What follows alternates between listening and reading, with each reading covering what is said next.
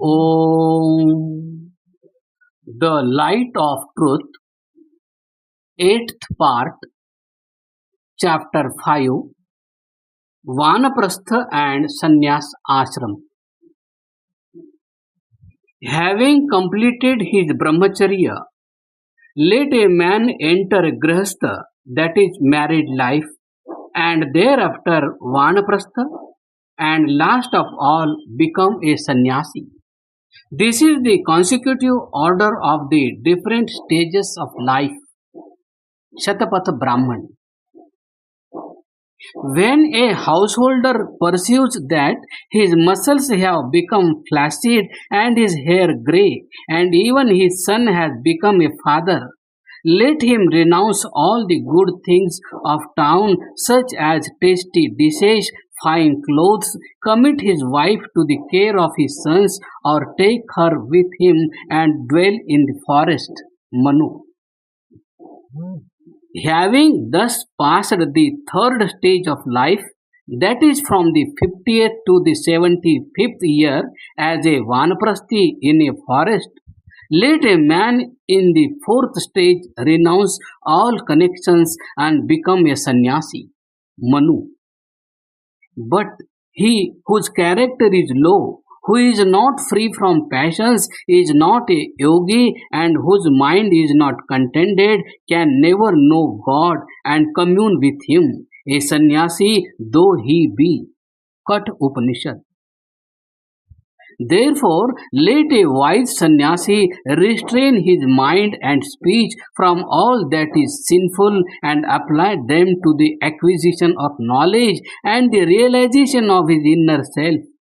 Let him use his knowledge and then devote his enlightened soul to the realization of the all calm Supreme Being and find rest in Him.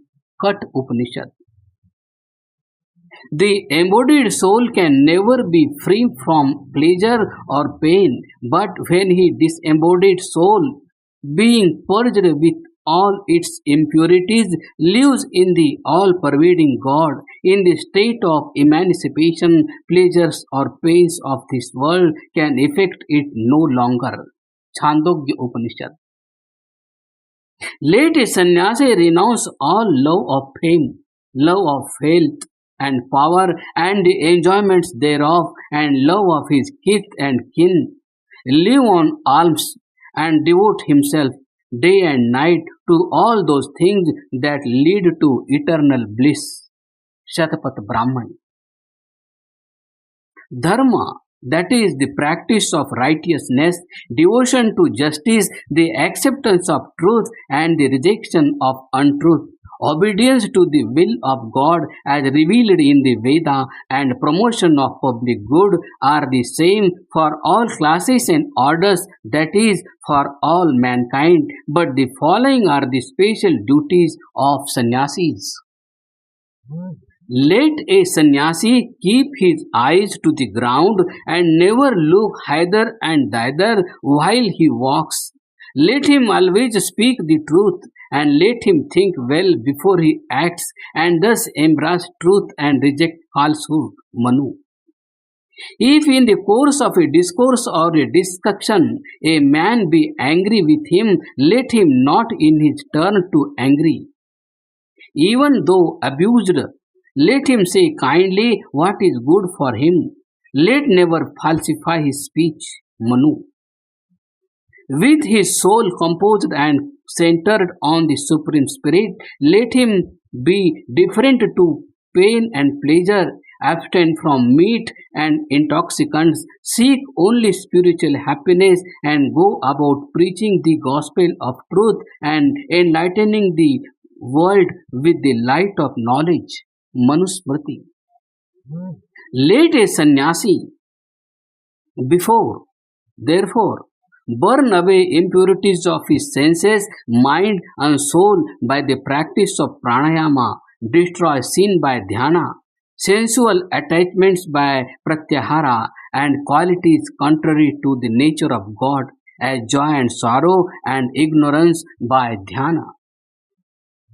Only when a sannyasi gives up all desire for earthly things and is pure in thoughts and feelings towards all things, subjective and objective, he obtains true happiness that endures after death. Manusmriti. It therefore behoves all brahmacharis, grahasthis, vanaprasthis, and sannyasis to follow assiduously the right conduct of life, which has 10 chief characteristics. 1. The cultivation of firmness of mind and contentment. 2. The cultivation of the spirit of forgiveness under all circumstances, whether one be censured and praised, honored or dishonored, etc. 3. Devotion of mind to virtue and abstinence from sin and vice, that is, refraining from the entertainment of sinful thoughts even for one moment. 4. Honesty. The acquisition of a thing without the permission of its owner or through fraud, hypocrisy, or breach of faith, or by teaching falsely, or in any other way that is condemned by the Vedas, is called dishonesty or theft. The reverse of it is called honesty.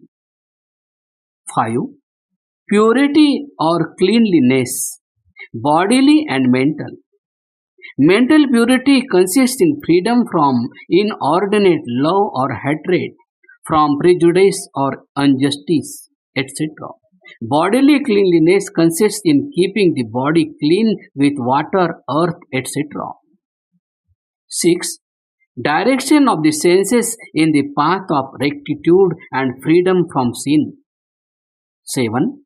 Development of one's intellect by abstaining from intoxicants and other articles that are prejudicial to its growth, from the company of the wicked and from sloth, negligence, etc.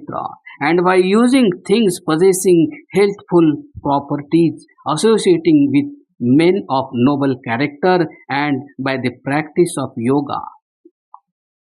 8. The acquisition of correct knowledge of all things, from earth to God, and its proper application. In other words, to know a thing as it is, to speak of it as it is in the mind, and to act upon what is spoken, constitutes correct knowledge, and reverse of it is ignorance. Truthfulness is the harmony of thought, word, and deed. 9. Freedom from wrath and other evil habits, and the cultivation of calmness of mind and other good qualities. Let all sannyasis, therefore, enlightened minds of grahasthis and others on all questions, remove their doubts, free from their all kinds of unrighteous conduct, and help them to follow the path of rectitude. This alone is the bounden duty of sannyasis. Continued.